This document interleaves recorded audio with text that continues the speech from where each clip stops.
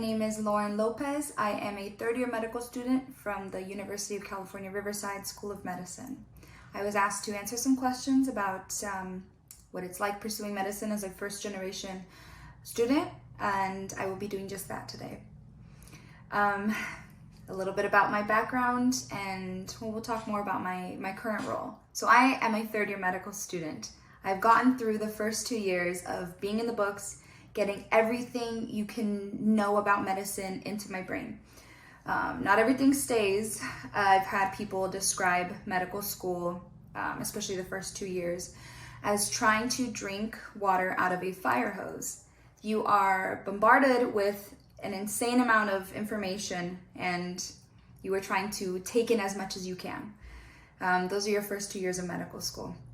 Your third year of medical school is where you are now in the hospital. So you are kind of getting a little taste of what it's like to be a surgeon, what it's like to be an internal medicine hospitalist, an emergency medicine physician, an obstetrician, gynecologist, a pediatrician.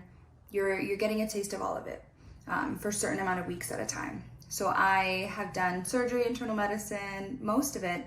I still have psychiatry, neurology, and a few other rotations to complete. A little bit about my background. I grew up in the Inland Empire. My parents actually came from Mexico. My mom was from Guadalajara, my dad is from Michoacan. They came here with their families in order to pursue a better life for not only themselves, but their future kids they had, like myself. They knew and saw that I was just in love with school, and also in love with the idea at the time that I wanted to be a doctor. This wasn't an abstract thought to me. This was so tangible. This dream was so tangible because my parents never told me, oh, it's going to be, too hard, or it's going to be. They told me, if you want to be a doctor, you can be a doctor, and they supported me the whole way through.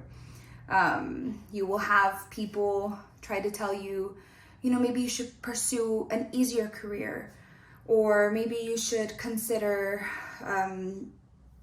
other trade schools, or they might give you a few looks. But I say to you, surround yourself with people that believe in you. Surround yourself with people that know that one day you can and will be a doctor. My future goals include becoming an emergency medicine physician. I love the fast-paced ER. It's an organized chaos that isn't everyone's cup of tea, but it's mine. And with rotations, I kind of got the sense of what it's like to be an emergency medicine doctor, and it solidified why I want to go into the field. I also want to go into emergency medicine because it is a type of primary care. Primary care is our family medicine doctors, our pediatricians, our OB-GYNs, and our emergency medicine physicians. They are our soldiers in medicine, you would say, because they're usually the first person somebody sees when they're trying to take control of their health and better themselves and better their health. And I find that role extremely important, especially for the patient population that my family fell under, where doctors' visits were not common and they had somewhat of a distrust or an uncertainty when it came to medicine.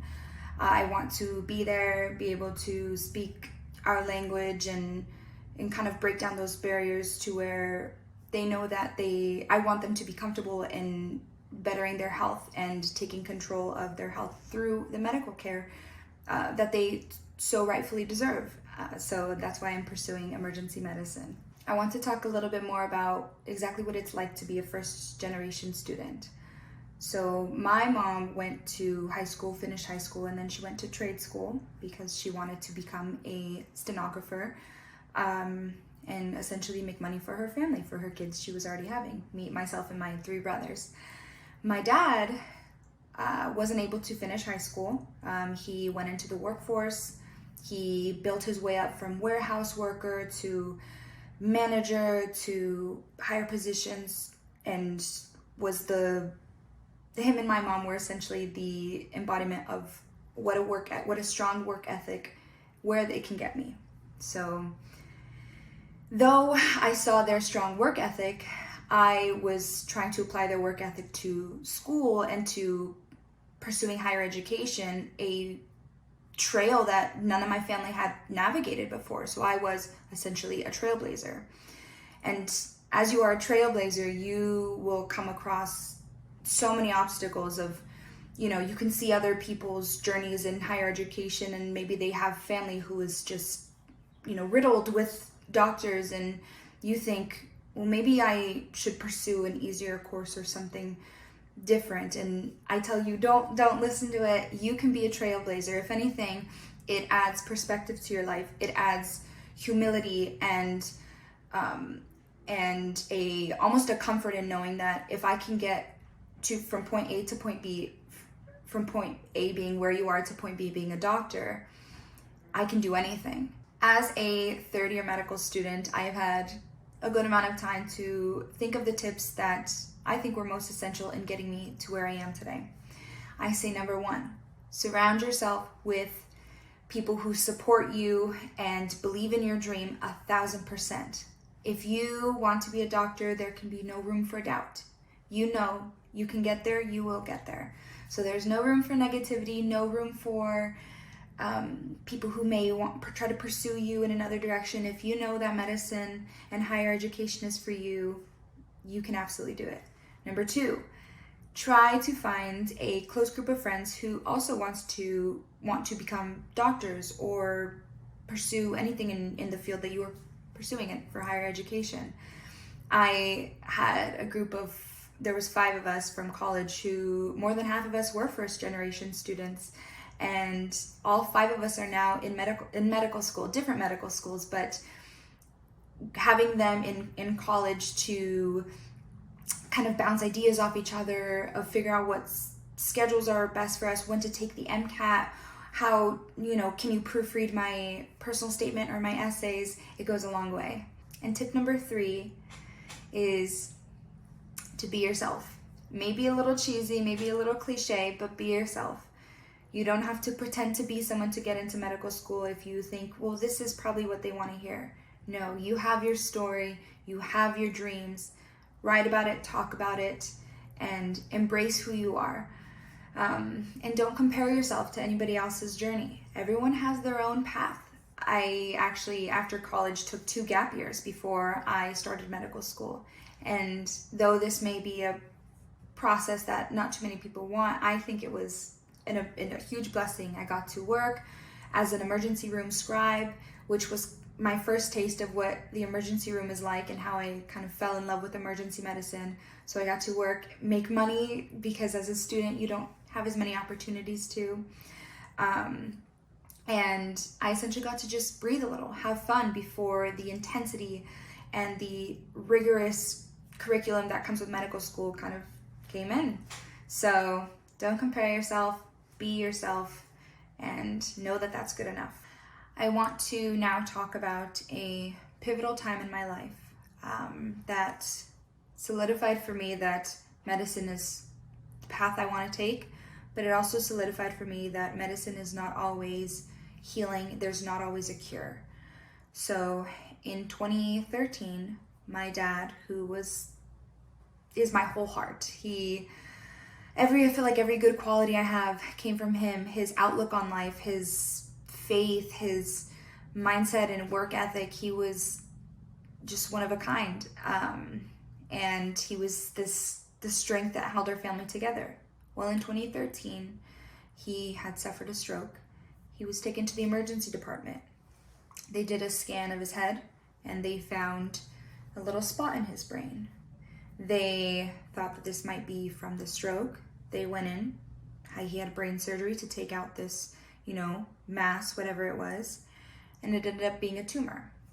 Not just that, it ended up being a grade 4 glioblastoma multiforme tumor. And if anyone's unfamiliar, this tumor is extremely, deadly.